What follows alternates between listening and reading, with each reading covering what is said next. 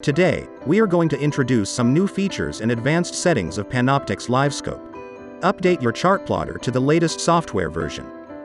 In this video, we will use GPS map 1223 XSV. 1. More Sonar colors. In LiveScope page, select Menu. Sonar Setup.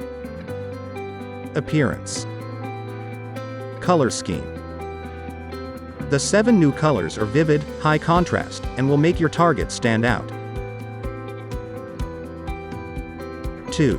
Beam Icon. The beam icon displays where the LiveScope transducer is aimed. You can switch between different modes. In Sonar Setup, select Layout. Beam Icon. You can choose Head Up, Beam Up, North Up, or Off. To use beam icon, you must calibrate the compass.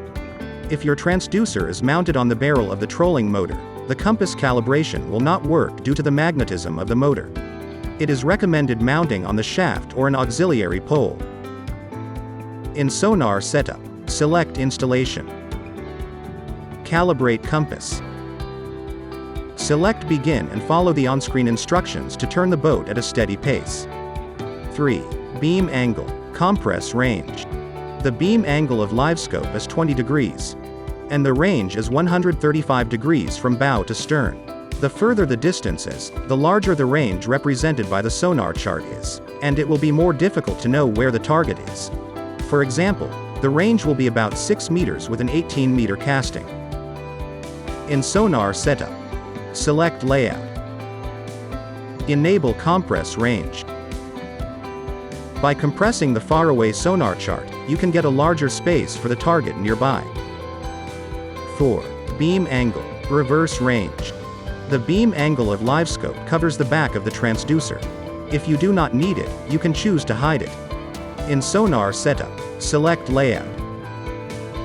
Reverse Range. Choose your preferred display mode. 5. Tips for settings. Here are some tips for settings related to noise.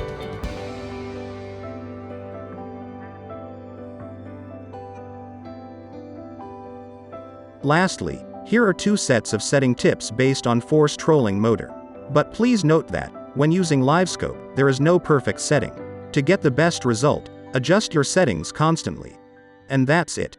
Thanks for watching.